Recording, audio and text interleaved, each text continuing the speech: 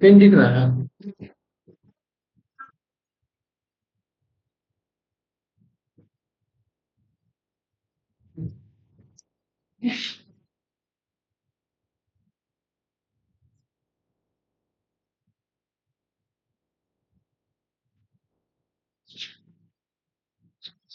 Section 2 cross 76 company law में related party किसको किसको कहा जाता है?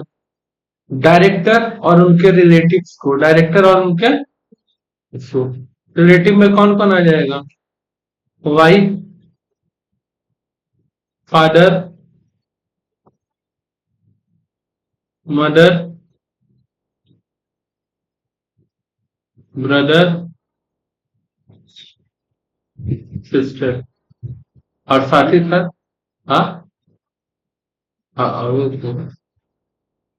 सन और डॉटर।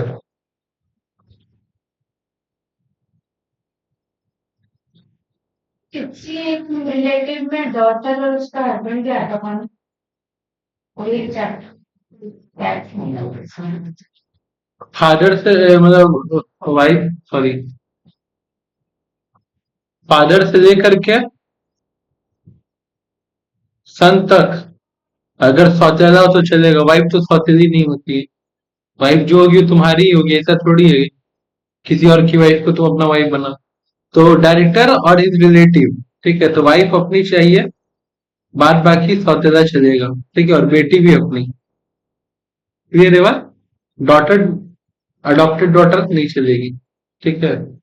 बाद बाकी सब अडॉप्टेड बाप, अडॉप्टेड माँ, दूसरा बाप, दूसरा भाई, दूसरा बहन, दूसरा बेटा, सब उसके। डॉटर अडॉप्टेड में हाँ, सौतेला सौतेला मतलब थोड़ी ना हुआ, जो अडॉप्टेड रहे वो सौतेला होगा।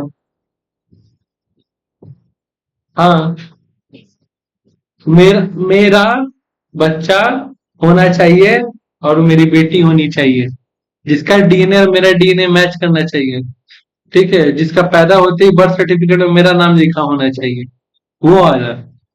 ये नहीं कि मेरी बीवी का इसके पहले कोई और शादी हुआ था, फिर शादी हो गया, उसका बाप हम बन गए, ऐसा नहीं, ठीक है। बेटा नहीं करना चाहिए, बेटी के लिए जीतना है। दूसरा, की मैनेजरियल पर्सन। की मैनेजरियल पर्सन में कौन कौन आता है और उनका भी रिलेटिव? की मैनेजरियल पर्सन में आता है सीईओ, सीएफओ, सीएस और अदर स्पेसिफाइड पर्सन, इसको भी रिलेटेड पार्टी बोलते हैं। Next, a firm which a director, manager और his relative is a partner. क्या कहने का मतलब है? अगर मान लो हम एक कंपनी में डायरेक्टर है, एक्स वाई जेड लिमिटेड में हम डायरेक्टर है, और ये कंपनी एक दूसरा फर्म है, ठीक है, एक्स एंड कंपनी, ये पार्टनरशिप फर्म है, इसके संग कोई कॉन्ट्रैक्ट करने जा रहा है, और इसमें मान लो फॉर एग्जांपल मेरे फादर या फिर मेरी वाइफ या फिर मेरी मदर कोई भी शेयर होल्डर है या फिर पार्टनर समझ लो, और हम कंपनी का क्या है? हम कंपनी का फॉर एग्जांपल सीईओ है। सोचो, मेरा कंपनी जिसे हम सीईओ है, वो किसी और पार्टनरशिप फर्म के साथ कॉन्ट्रैक्ट करने जा रहा है, और उसमें जो पार्टनर है वो मेरा रिलेटिव है, तो भी हमको डिस्क्लोज मतलब बताना पड़ता है, ठीक है, उसको भी रिलेटेड पार्टी का ट्रांजेक्शन में काउंट किया जाता है, ठीक है। ये रिलेटेड पार्टी पढ़ा क्या रहा है 2 मिनट तो इसको समझ लो। कंपनी बहुत सारा अलग अलग ट्रांजेक्शन करता है, बहुत अलग अलग कॉन्ट्रैक्ट देता है। अगर कोई भी कॉन्ट्रैक्ट रिलेटिव को जा रहा है, किसके रिलेटिव को? या तो डायरेक्टर के, या तो सीईओ, ठीक है, या तो किसी फर्म जो कहीं से ना कहीं से कंपनी से कोई वास्ता रखता है, तो वो सब मैटर डिस्क्लोज करना पड़ेगा। फॉर एग्जाम्पल मान लो पूरा बिल्डिंग पेंट करवाना है, ठीक है, और पेंट करवाने का कॉन्ट्रैक्ट हम जिस कंपनी को दे रहे हैं, उस कंपनी में 50% शेयर होल्डर मेरे घर का ही कोई रिलेटिव है, मेरी सिस्टर है, मेरा ब्रदर है, मेरी वाइफ है, मेरी मदर है, मेरे फादर है, कोई भी है, तो हमको मैटर डिस्क्लोज करना पड़ेगा। बात समझ में आया? तो इसी वजह से पहले पढ़ा रहा है कि रिलेटेड पार्टी किसको किसको कहते हैं। जैसे फर्म के लिए लाइन है वैसे ही सेम प्राइवेट कंपनी के लिए भी है और पब्लिक कंपनी के लिए भी है। लेकिन एक बात याद रखना, पब्लिक कंपनी में बहुत बड़ा बात होता है अगर आप 2% से ज्यादा शेयर रखते हैं। एग्जाम्पल के लिए मेरा कंपनी, ठीक है, यानी जिस कंपनी में हम सीईओ हैं, वो ना ओएनजीसी, एक गवर्नमेंट कंपनी है, ओएनजीसी, ठीक है, या बीएसएनएल के संग कॉन्ट्रैक्ट कर रहे हैं, और उस कंपनी का 2% शेयर, कितना परसेंट, मेरे पापा के पास है, बीएसएनएल का, गवर्नमेंट कंपनी, ठीक है, या फिर पब्लिक कंपनी बोल लो, उसका 2% शेयर किसके पास है, मान लो मेरे पापा के पास है। इस सिचुएशन में भी हमको डिस्क्लोज करना पड़ेगा कि वो मेरा रिलेटेड पार्टी ट्रांजेक्शन है, बस केवल 2%। बस में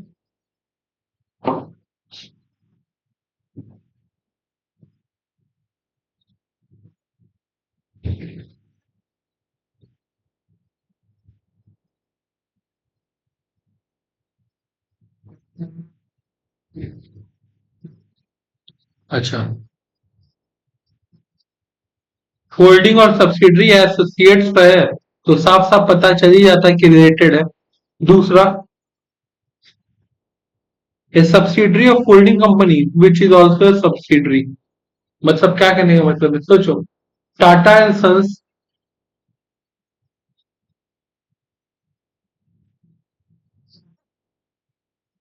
के अंदर दो कंपनी आ रहा है, एक आ रहा है मान लो टीसीएस, एक आ रहा है टाटा मोटर, ठीक है, इसका इन दोनों के साथ तो होल्डिंग सब्सिडरी का रिलेशन है, साथ ही साथ इन लोग का भी एक दूसरे के साथ रिलेशन है। बात समझ में आया आपको? और टीसीएस के अंदर मान लो एक और कंपनी आ रहा है, तो अगर ये इसका सब्सिडरी है तो ऑटोमेटिक हम किसका सब्सिडरी हो गए, टाटा सन्स। बात समझ में आया? तो कोई दिक्कत इसमें?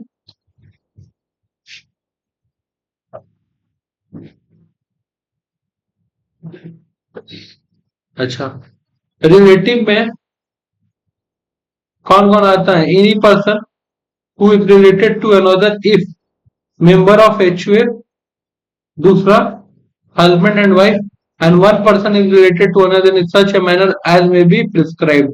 इसके लिए रूल है, और रूल में क्या लिखा हुआ है जो यहाँ पे हम बताएं, फादर मदर ये वाला, ठीक है।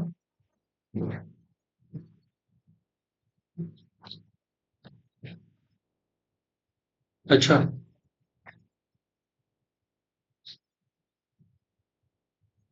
2 क्रॉस 78, रेम्यूनरेशन क्या होता है, वर्कर को जो दिया जाता है उसको कहते हैं वेजेस,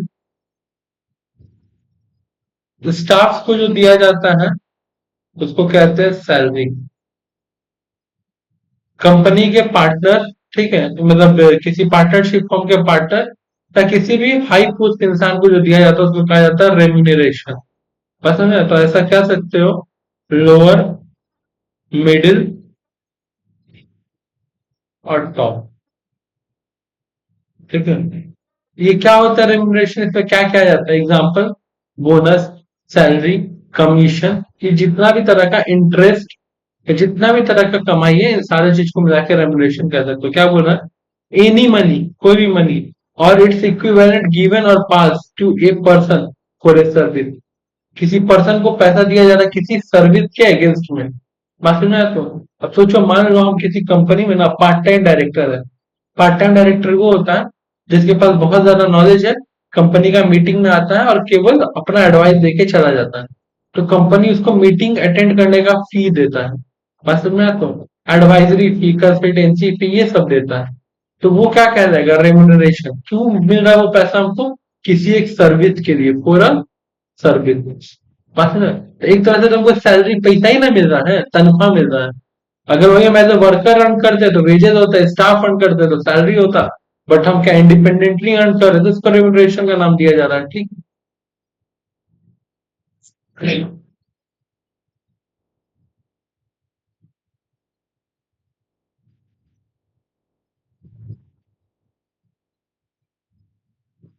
अच्छा, शेड्यूल क्या होता है?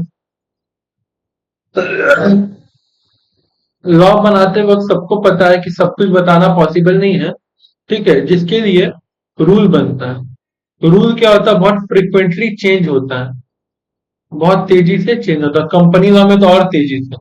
जितना तेजी से एंड्रॉइड का अपडेट नहीं आता उतना तेजी से ही इसमें चेंजेस आता है कंपनी लॉ में। शेड्यूल क्या है? कुछ चीज ना फिक्स्ड है, इसको कभी चेंज करना ही नहीं है। बस समझ तो, जैसे कि एलएलपी पढ़ा हो ना, एलएलपी में 4 शेड्यूल था, लास्ट का 3 शेड्यूल में कन्वर्जन बताया है कि आप एक पार्टनरशिप फर्म से एलएलपी कैसे बन सकते हो, आप एक प्राइवेट कंपनी से एलएलपी कैसे बन सकते हो, आप एक पब्लिक कंपनी से एलएलपी कैसे। वो चेंज होता ही नहीं है, वो टॉपिक उस जगह पे कांस्टेंट रहेगा शेड्यूल में। बात समझ रहे हो? आर्टिकल में भी शेड्यूल है, आर्टिकल मतलब जो कॉन्स्टिट्यूशन हम लोग का उसमें भी शेड्यूल है। शेड्यूल चेंज नहीं होता, आर्टिकल चेंज हो सकता है। बात समझ में आता है? जैसे एग्जांपल समझने के लिए तुम लोग और ऐसे समझ सकते हो कि हम लोग कोई भी सब्जेक्ट पढ़ते हैं, अगर मान लो उसका चैप्टर 1 है इंट्रोडक्शन, तो इंट्रोडक्शन में और बात ऐड हो सकता है, लेस हो सकता है, लेकिन चैप्टर 1 इंट्रोडक्शन है तो इंट्रोडक्शन ही रहेगा, वो चेंज नहीं होगा। इसी तरह की चीज को हम लोग शेड्यूल बोलते हैं। बात समझ आते हैं? कंटेंट में भी चेंज, बट जो चैप्टर का नाम है या जो हेडिंग है वो वहीं पे रहेगा। क्लियर है बात? ठीक है। जैसे एक चैप्टर है फोर्थ सेमेस्टर में तुम लोग का टैक्स रेट, 0 मार्क्स का चैप्टर है ना, उसमें अभी तक लिख रहा है 2.5 लाख तक नहीं है, जबकि तुम लोग को पता है चेंज हो चुका है, 3 लाख तक नहीं, नया टैक्स आ चुका है। चैप्टर तो वहां से नहीं ना हटेगा, चैप्टर का अंदर का कंटेंट हट रहा है। बस ना, इसी तरह बहुत सारी चीज को शेड्यूल बोलते हैं जो अपनी जगह स्पेसिफिक रहता है। क्लियर है बात?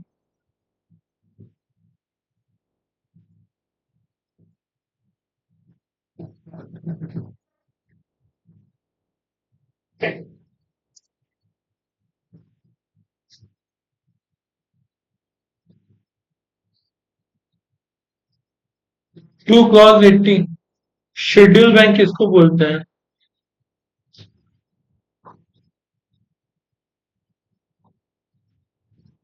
List of bank directed by RBI.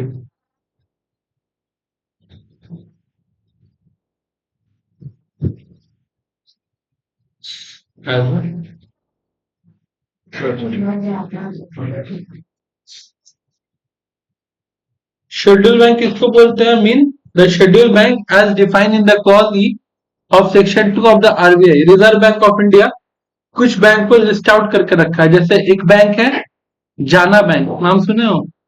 वो बैंक है लेकिन वो शेड्यूल बैंक नहीं है। बात सुन रहे तो, ऐसा बहुत सारा था। उत्कर्ष फाइनेंस स्मॉल बैंक, ये सब जाके सर्च करना, ये सब फिक्स डिपॉजिट पे ना 9.25% इंटरेस्ट दे रहा है। कितना दे रहा है? 9.25, इतना ज्यादा ना, लेकिन ये सिर्फ शेड्यूल बैंक नहीं है। शेड्यूल बैंक का मतलब क्या होता है? अभी जस्ट वर्ड ऊपर बताया शेड्यूल, जो स्पेसिफिक हो, जैसे कि तुम्हारा हो गया एसबीआई, शेड्यूल बैंक का कैटेगरी में आता है। ठीक है। जैसे तुम्हारा बैंक हो गया मान लो कैनरा बैंक, पंजाब नेशनल, इलाहाबाद, ठीक है, आईसीआईसी बैंक भी मीन शेड्यूल बैंक है। बस समझ लो, शेड्यूल बैंक कब आरबीआई घोषित करता है? जिसका लिक्विडिटी पोजीशन बहुत अच्छा हो। लिक्विडिटी पोजीशन समझ लो, तो उस कंपनी फाइनेंशियली साउंड करता हो, क्या उस कंपनी, उस बैंक के पास, अच्छा खासा पैसा है। जैसे एचडीएफसी, इंडिया का सबसे बड़ा प्राइवेट बैंक कौन है? जो एसबीआई के बाद अगर कोई है, कौन? एचडीएफसी प्राइवेट बैंक है, शेड्यूल बैंक है, साउंड बैंक है। अगर एक पल के लिए एसबीआई डगमगा गया तो कोई संभाल सकता तो एचडीएफसी। बस समझ में आया? तो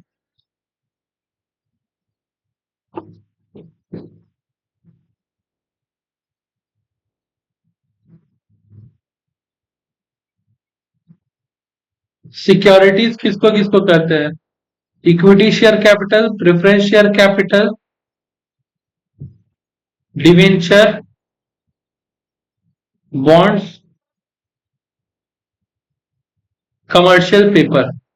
हालांकि अब ये दोनों तो इतना देखने को नहीं मिलता है कंपनीज में, बॉन्ड और commercial paper. Equity share, preference और डिवेंचर ही देखने को ज्यादा मिलता है।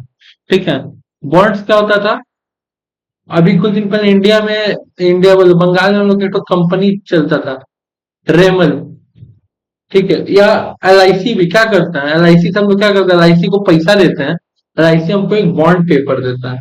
वो बॉन्ड पेपर में क्या रहता है कि आप हर महीने इतना इतना पैसा दीजिए, 4 साल 5 साल 6 साल बाद, ठीक है, या 10 साल बाद आपको इतना मोटा अमाउंट मिलेगा। वो एक तरह से पेपर जो है बॉन्ड, हम कंपनी को क्या दे रहे हैं, पैसा ही ना दे रहे हैं। कंपनी मेरे को हाई रिटर्न पेमेंट वापस करेगी। हमारे नजर में सेविंग है, हमारे नजर में इन्वेस्टमेंट है, बट कंपनी के लिए वो कैपिटल जुटाने का तरीका है। बात सुना है तो।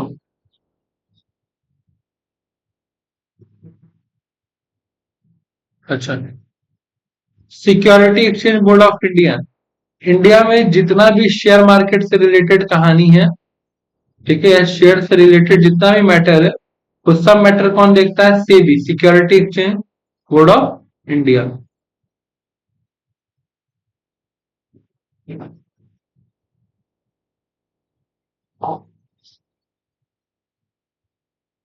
Serious fraud investigation officer.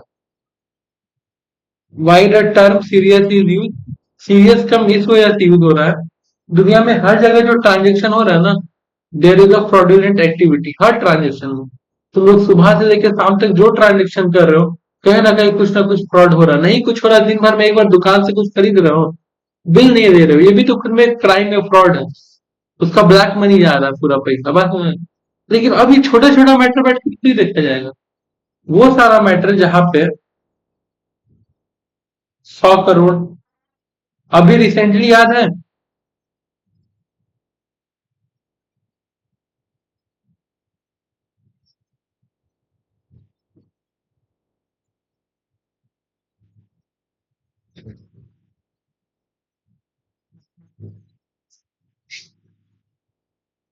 Sandeep Maheshwari versus Vivek Bindra हुआ था। दो यूट्यूबर अपने में झगड़ा कर रहा था, संदीप महेश्वरी एलिगेशन लगाया था विवेक बिंद्रा से कि बच्चा लोग से पैसा लेकर के कोर्स, मतलब कुछ अच्छा सिखाने के बजाय उल्टा कोर्स बेचवा रहा है, MLM करवा रहा है, मल्टी लेवल मार्केटिंग करवा रहा है। ये मैटर कोर्ट में गया, कोर्ट में जाके फैसला हुआ। सोचो, ये जो घपला था, ये क्लेम कर रहा था संदीप महेश्वरी कम से कम 100 से 150 करोड़ का घपला है। उस वक्त भी इंडिया में सीरियस फ्रॉड इन्वेस्टिगेशन नहीं बैठा। बात समझ आ रहा है? तो इंडिया के लिए 100 150 करोड़ भी सीरियस फ्रॉड इन्वेस्टिगेशन का मैटर नहीं है। सीरियस फ्रॉड इन्वेस्टिगेशन का मैटर ही स्टार्ट होता है 1000 1200 1300 1400 करोड़ के बाद से। ठीक है, 100 150 200 करोड़ ये तो सब नॉर्मल पुलिस अपना देख लेगा। बात समझ आ रहा है? तो अभी रिसेंटली एक तो हम लोग का यहाँ पे केस सुनने को आया हमारे रिश्ता अंचल में, ठीक है, कितना करोड़ का, 300 करोड़ का कांड हुआ। फ्रॉड इन्वेस्टिगेशन नहीं बैठ रहा उसके ऊपर, ये नॉर्मल पुलिस ही हैंडल कर लेगा। फ्रॉड इन्वेस्टिगेशन का मतलब स्पेशलाइज्ड ऑफिसर, जब कोई मैटर उलझते जाता है तब हम लोग को उन लोग का जरूरत पड़ता है।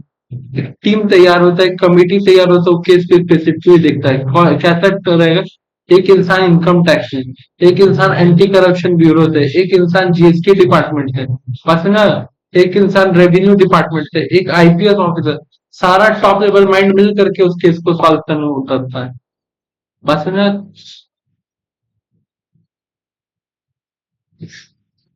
2 क्रॉस 48 शेयर, शेयर का मतलब अच्छे से जानते हो तुम लोग। शेयर का मतलब होता है distribution of capital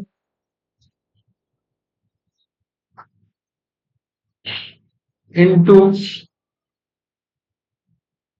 small unit,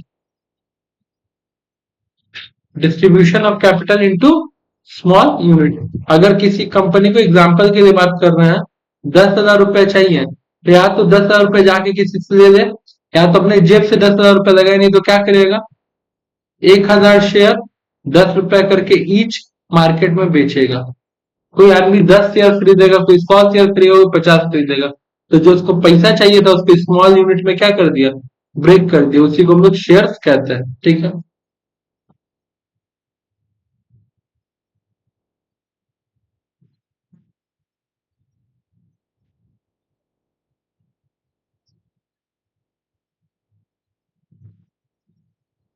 sweat equity share mean the such a equity share are issued by a company to its director or its employee at a discount or for consideration other than cash. Discount में देगा या consideration में देगा, लेकिन जो भी देगा उसमें कैश इन्वॉल्व नहीं होना चाहिए। For providing their know how और making available rights in natural intellectual property rights value addition और वॉट एवर नेम कॉल्ड। क्या कहना चाह रहा स्वेट इक्विटी शेयर? कोई एक इंसान है जो बहुत बेहतरीन बिरयानी बनाता है, बहुत बेहतरीन, उसके जैसा बिरयानी कोई नहीं बना सकता। हम उस इंसान को बोले कि तेरे पास बनाने का कला है, मेरे पास लगाने के लिए पैसा है, चलो बिजनेस स्टार्ट करते हैं। बोला ठीक है बिजनेस स्टार्ट करते। हम बोले कि तुम बनाओ, तुमको हर महीने का 2 लाख रुपए सैलरी देंगे। दे रहे थे सैलरी, ठीक है। अब मेरे भी मन में आया कि तो कहीं भी छोड़ के जा सकता है ना। तब उसको बाद में क्या बोले कि एक काम करो, हम एक ट्रेनिंग इंस्टीट्यूट खोल रहे हैं, तुम ना वहां पे मेरे लोगों को ये सामान बनाना सिखाना। बात समझ आया? तो इसके बदले हम तुमको कंपनी का 30% शेयर दे रहे हैं, क्योंकि अब तो उसको भी डर रहेगा ना कि मेरे बनाने का तरीका मेरे से सबको सिखा देगा, और सबको सिखाने के बाद मेरे को तो लात मार के निकाल देगा। तो उसको उसके अगेंस्ट में क्या मिलेगा? तो उसको उसके अगेंस्ट में उस कंपनी का स्वेट इक्विटी शेयर मिलेगा। क्यों? क्योंकि वो नो हाउ बताया कि कैसे ये काम करते हैं, टेक्निकल चीज कुछ बताया हो, या फिर कोई अपना प्रॉपर्टी राइट्स दिया हो, इंटेलेक्चुअल प्रॉपर्टी राइट्स कुछ भी ऐसा किया, उसके बदले उसको उतना स्टेक मिल जाएगा। बस समझ आता है? कोई दिक्कत? अब तुम लोग के दिमाग में बिना बात का एक बात आएगा कि भैया जिन लोगों को सिखाया जाएगा वो लोग कहीं और चला गया। तो इतिहास ऐसा तो होते रहता है, कुछ किया नहीं जा सकता। बस है तो उन लोग से भी कॉन्ट्रैक्ट कर लेगा 2 साल 3 साल 4 साल का कि आप कहीं छोड़ के नहीं जाइएगा। उन लोग को भी उतना बड़ा सैलरी देगा कि लोग छोड़ के नहीं जाएगा। बात समझ आया?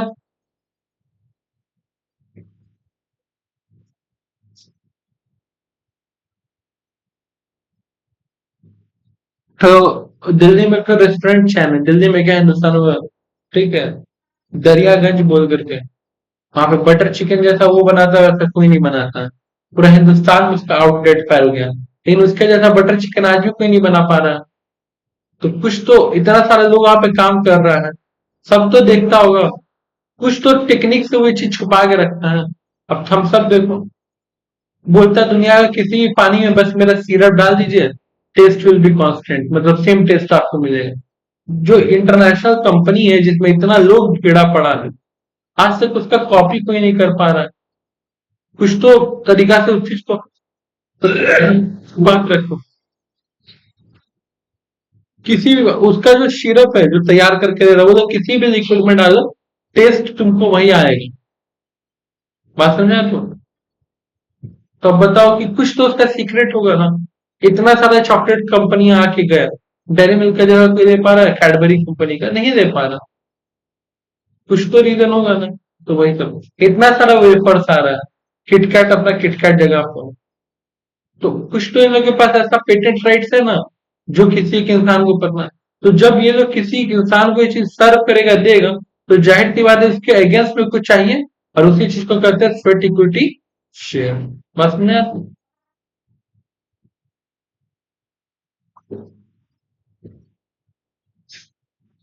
अच्छा, total voting power in relation to any matter means the total number of the votes which may be cast in regard the matter or poll meeting, if the member thereof their proxies have their right to vote are present in the meeting.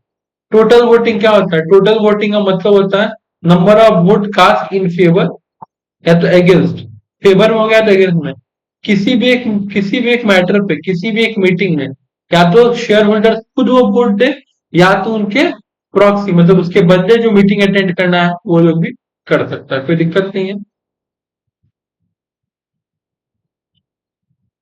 Turnover का मतलब क्या होता है? Sales, aggregate amount realisation from sales, aggregate value of realisation amount made from the sales, supply और distribution of goods और on the account of service rendered both by the company financial year.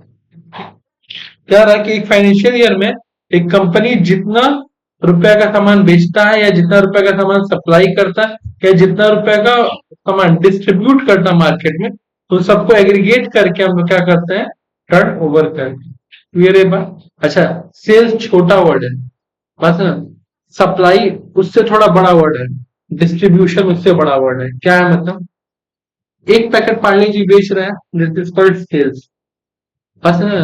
Supply का मतलब दो होता है जब भी word supply आता है। सप्लाई का एक होता है सप्लाई ऑफ सर्विस, मतलब जहां पे कोई सामान नहीं जा रहा है, सप्लाई ऑफ सर्विस हो रहा है। जैसे मान लो कि कोई पार्लर है, वहां पे बहुत ज्यादा सेल हो रहा है, ठीक है।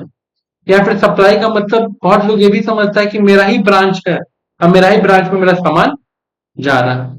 और डिस्ट्रीब्यूशन का मतलब क्या होता है कि हम बल्क में सामान खरीदे हैं और बल्क में सामान किसी और को बेच रहे हैं। तो तीनों का अपना अलग अलग मीनिंग होता है। इन तीनों का मतलब कहीं ना कहीं यही होता है कि गुड्स आउटवर्ड हो रहा है और कैश इनवर्ड हो रहा है। बस है ना?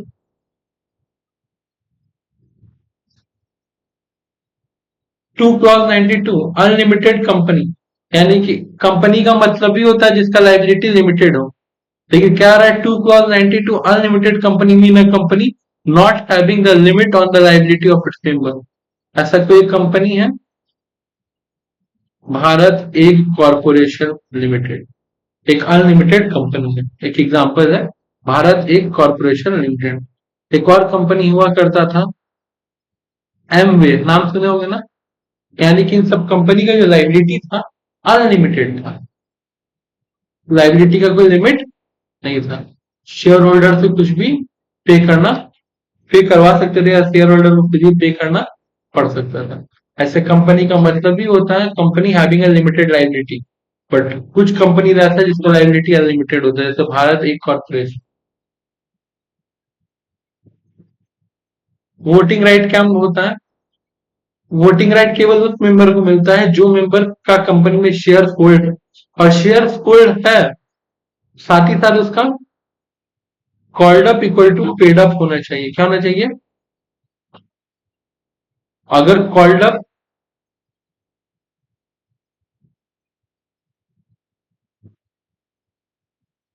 इन दोनों सिचुएशन में खाली वोट करने को मिलेगा। अगर कॉल्ड अप इक्वल टू,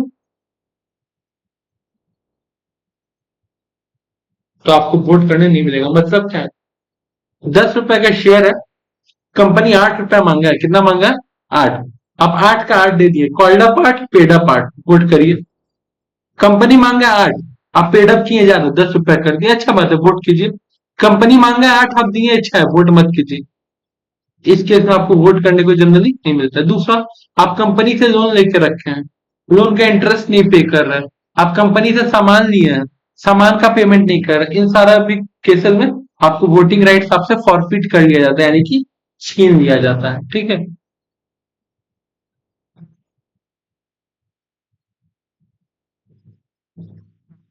अभी तुम लोग को एग्जांपल दिया था पार्ट टाइम डायरेक्टर का। पार्ट टाइम डायरेक्टर का काम क्या है, आएगा, मीटिंग अटेंड करेगा, ज्ञान देगा, चले जाएगा, ठीक है। वो मीटिंग में आके उतना देर ही कंपनी के बारे में सोचेगा जितना देर मीटिंग में बैठा रहता है, ठीक। लेकिन जो फुल टाइम डायरेक्टर रहता है वो सुबह से लेकर शाम तक, शाम से लेकर रात तक, रात से लेकर दिन तक केवल कंपनी के बारे में ही सोचेगा, क्योंकि वो परमानेंट वहां का एम्प्लॉई है। क्लियर है बात।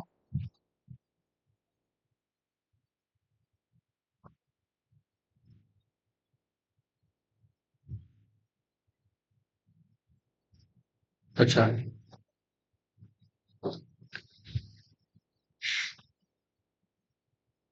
क्या बोला, ध्यान से देखो।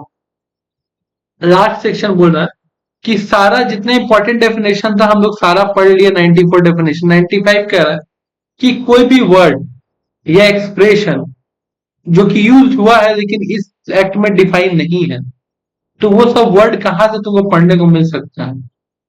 Securities contract regulation act 1956, security exchange board of India 1992, ठीक है, depository act 1996 shall have the meaning respectively assigned them in those acts।